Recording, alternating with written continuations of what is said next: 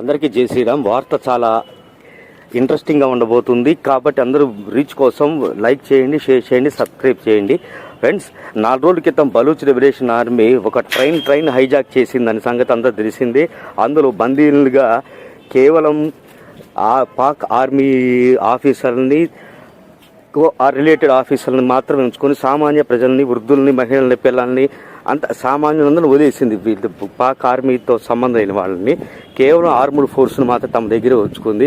250 మంది బందీలను ఉంచుకుంది. అందులో కొంతమందిని చంపేసి 214 మంది తమ దగ్గర ఉంచుకొని పాకిస్తాన్ గవర్నమెంట్ మీద ముందు ఒక డిమాండ్ పెట్టింది. 48 గంటల్లో అక్రమ కేసులు పెట్టి బంధించిన మా పాక్ ప్రజలు, రాజకీయ నాయకుల్ని వదిలిపెట్టండి, మేము మీ వాళ్ళని వదిలిపెట్టేస్తామని చెప్పింది. ఈ 48 గంటలు అయిపోయింది. బోనస్గా 24 గంటలు అయిపోయింది. 72వ గంటలో మొత్తం తన దగ్గర ఉన్న 214 మంది బందీల్ని చంపేసేసింది. ఇది చాలా క్రూరంగా అనిపిస్తుంది. కానీ అసలు విషయం తెలిస్తే, బలూచ్ యొక్క చరిత్ర తెలిస్తే ఎవరిది క్రూరత్వం అనేది తెలుస్తుంది. ఏం లేదు ఫ్రెండ్స్, బలూచిస్తాన్ అనేది ఒక స్వతంత్ర రాజ్యము, కాశ్మీర్ అనేది ఒక స్వతంత్ర రాజ్యము, హైదరాబాద్ సంస్థానం ఒక స్వతంత్ర రాజ్యము, జునాగఢ్ అనేది ఒక స్వతంత్ర రాజ్యం. దేశ విభజన సమయంలో వీటికి ఒక ఒడంబడిక ఇచ్చింది మన బ్రిటిష్ గవర్నమెంట్. ఏమని, ఇవి స్వతంత్రంగా ఉండొచ్చు, ఏ దేశంలో అంటే గెలవచ్చు, హైదరాబాదు పాకిస్తాన్లో గెలవచ్చు, ఇండియాలో గెలవచ్చు, స్వతంత్రంగా ఉండొచ్చు. జోనాగఢ్ అయినా అంతే, బలూచ్ అయినా అంతే, కాశ్మీర్ అయినా అంతే. అయితే బలూచిస్తాన్ మాత్రం తామే భారతదేశంలో కలుస్తాము అన్నా కూడా, నెహ్రూ గారి సంగతి, నెహ్రూ కాంగ్రెస్ పార్టీ యొక్క చరిత్ర తెలిసినది అందరికీ. భారతదేశాన్ని కలిసి వచ్చే ఏ అంశాన్ని అది స్వీకరించదు. విడిపోయే అంశము, నష్టపోయే అంశాన్ని స్వీకరిస్తుంది. అందులో ముఖ్యంగా నెహ్రూ స్టార్టింగ్లోనే భారతదేశం చావు దెబ్బ కొట్టింది ఎవరయ్యా అంటే మన తొలి ప్రధానమంత్రి నెహ్రూనే. కలిసి వచ్చి దాన్ని వదిలేసుకొని, నాకొద్దు, నిన్ను ఆన్లైన్ పాకిస్తాన్ లైన్ వేస్తున్నారు కాబట్టి మీరు మాకొద్దు అని చెప్పారు. దాంతో ఈ పనికిమాలినోడి కంటే ఆ పనికొచ్చే బలహీనుడైన వాడే నయం అని చెప్పేసి చివరికి పాకిస్తాన్తో బలవంతంగా జిన్నా సమక్షంలో బలూచిస్తాన్ కలవాల్సి వచ్చింది. కానీ ప్రజలకు మాత్రం అస్సలు ఇష్టం లేదు. వాళ్ళకి భారతదేశం మీదే ప్రేమ, భారతదేశం మీద నమ్మకం. అప్పటి నుంచి అత్యంత సహజ వనరులు ఉన్న బలూచ్ ప్రాంతం మీద కన్నేసిన పాకిస్తాను ఆ వనరులు దోచుకొని వాళ్ళని ఎంత హింస పెట్టిందంటే ఫ్రెండ్స్, 36,000 మంది ఆచూకీ ఈ రోజుకి తెలియదు. అందులో మహిళల్ని సైనికులు ఇష్టం వచ్చేట్టు రేపులు చేసి పక్కన పెట్టారు. ఇళ్లలో దూరేసి కుటుంబ సభ్యులు ఎదుటే మహిళల్ని రేపు చేయటం. కాశ్మీర్లో పండిట్ల విషయంలో ఏం జరిగిందో బలూచ్లో అదే జరిగింది. రెండు ఒకటే స్టోరీ. కుటుంబ సభ్యులు ఎదురైతే మగవాళ్ళని చంపేసేసి ఆడవాళ్ళని రేపులు చేయటం, పిల్లలు ఎదుట, వృద్ధులు ఎదుట చేయటం, ఇంత దారుణంగా చేసేటప్పటికి విసిగెత్తిపోయి 70sలోనే స్టార్ట్ అయింది ఉద్యమము, బలూచ్ స్వతంత్ర ఉద్యమము. ఆ తర్వాత 2000లో బలూచ్ లిబరేషన్ అనే ఆర్మీ అనేది ఏర్పడింది. ఎప్పుడైతే 2014 విషయం తెలుసు కదా, అప్పటి నుంచి బలపడతా వచ్చింది. అయితే ఈ బలూచ్ లిబరేషన్ ఆర్మీని ఈ జో బైడెను, కీత్ స్టార్మరు ఉగ్రవాద సంస్థగా ప్రకటించారు పాకిస్తాన్ ఒత్తిడి మీద. ఇద్దరు ఎట్లాంటి వాళ్ళు తెలిసిందే. ప్రపంచం సవ్యంగా ఉంటే వాళ్ళకి ఇష్టమే ఉండదు. 2014 ముందు వరకు అసలు భారతదేశం మద్దతే ఉండేది కాదు. ఆ తర్వాత వాళ్ళ యొక్క పోరాటం గమనించి భారతదేశం మనోధైర్యంగా, మానసికంగా మద్దతు ఇస్తూ ఉంది. అంతవరకు మాత్రం ఖచ్చితంగా చెప్పగలం. మిగతా చెప్పాలంటే దేశద్రోహం కింద రేపొద్దునే తలకిందులుగా జైలు వేలాడుతుంటాను. నైతికంగా మద్దతు ఇస్తుంది, అంతవరకు అందరికీ తెలిసిన విషయమే. దానికి చెప్పడానికి కూడా సాహసించడానికి కారణం అజిత్ దోవల్ గారు ఒకానొక సభలో ఎప్పుడు బయటపడిన అజిత్ దోవల్ చెప్పాడు, పాకిస్తాన్కి సీరియస్ వార్నింగ్ ఇచ్చారు, మీరు కాశ్మీర్ వైపు కన్నెత్తే బలూచ్ని వదులుకోవాల్సి వస్తుంది అని.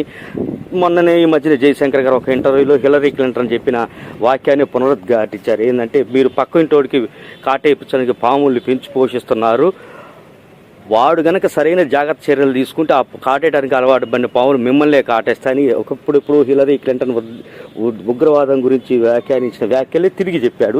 ఈ రెండింటిని కనెక్ట్ చేస్తే అర్థమవుతుంది బలూచ్ లిబరేషన్ ఆర్మీ పట్ల భారతదేశం యొక్క వైఖరి, విధానం తెలిసిపోతుంది. అయితే ఇప్పుడు ఫ్రెండ్స్, ఈ మొత్తంలో పాపం ఎవరిది? ఈ 214 మంది ఆర్మీ ఆఫీసర్లు చనిపోవడానికి గల కారణం ఎవరిదంటే 100 కాదు 200% షాబాజ్ షరీఫ్ యొక్క వైఫల్యము, పాకిస్తాన్ గవర్నమెంట్ యొక్క అనాలోచితమైన బుర్రలైన బుద్ధి లేనితనం. ప్రపంచంలో ఏ గవర్నమెంట్, అసలు గవర్నమెంట్ దాకా ఎందుకు ఫ్రెండ్స్, మనోళ్ళని, మన పిల్లల్ని ఎవరైనా కిడ్నాప్ చేస్తే ఏం చేస్తాము? పోలీసుకి ఇన్ఫార్మ్ చేస్తాం, ఈ విధంగా ఫోన్ వచ్చిందంటాం, వాళ్ళు తగిన జాగ్రత్తలు చెప్తారు. మీరు వాళ్ళతో నెగోషియేషన్ అంటే కిడ్నాపర్స్తో సంప్రదింపులు జరుపుతున్నానండి. వాళ్ళ డిమాండ్స్, వాళ్ళకి ఎంత డబ్బు కావాలో అంత మేము అరేంజ్ చేసి పెడతాము, ఎక్కడ పెట్టాలో చెప్పమనండి అని ఏదో చెప్పేసి పొజిషన్ తీసుకుంటారు. రైతులాగానో కూలీలాగానో మారు వేషాలు వేసుకొని కాపు కాస్తారు. కిడ్నాపర్స్ ఆ సంచి దగ్గర రాగానే అటాక్ చేసి పట్టుకుంటారు. పిల్లోడు డబ్బులు అన్నీ తిరిగి అప్పచెప్తారు. ఇది సహజంగా జరిగేది. ప్రభుత్వాలు అయితే చర్చలు జరుపుతుంటాయి. ఈ లోపల ఎన్ఎస్జీ కమాండోస్ ఆపరేషన్ వాళ్ళు పొజిషన్ తీసుకుంటారు. వాళ్ళకి నమ్మకం, ఉగ్రవాదులకు ఆ పోరాట యోధులకు నమ్మకం కలిగించడానికి వాళ్ళు డిమాండ్ చేసిన వాళ్ళు 4 వదిలిపెడతారు. ఇంక చర్చలకి కొద్ది సమయం అడుగుతారు.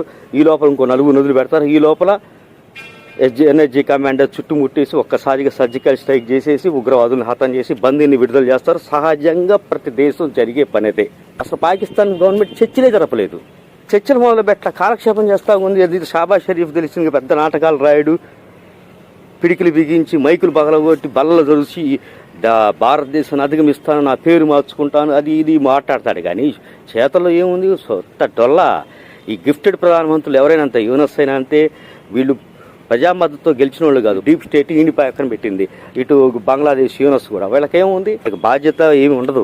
ఇటు ఆర్మీ కూడా ప్రపంచంలో అత్యంత ఫూల్ అయిపోయింది ఒక్క ఎదవ పని చేయటం వల్ల. ఏంటంటే హెలికాప్టర్లు తీసుకొచ్చి అందరి ముందు ప్రదర్శించి ఆ ట్రైన్ హైజాక్ చేసిన ప్రదేశానికి వెళ్ళింది. కాసేపు చక్కర్లు కొట్టినాయి, వచ్చినాయి. వచ్చిన తర్వాత ఏం చెప్పింది?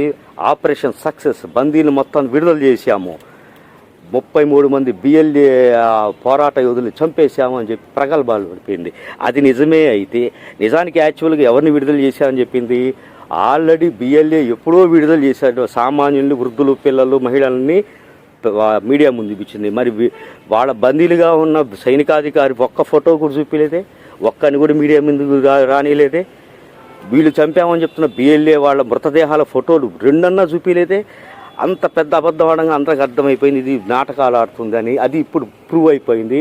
పాకిస్తాన్ పరువు అంతర్జాతీయంగా పోయింది.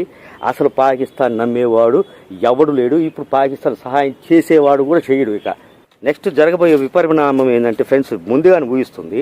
ఇప్పుడు పాకిస్తాన్ ఆర్మీకి చీఫ్కి ఆర్మీ తరఫు నుంచి ఆర్మీలో ఉన్న సామాన్య సైనికులు విపరీతంగా తిరుగుబాటు చేస్తారు. వాళ్ళని ఓదార్చడానికి, వాళ్ళని డైవర్ట్ చేయడానికి ఇతను ఏం చేస్తాడు?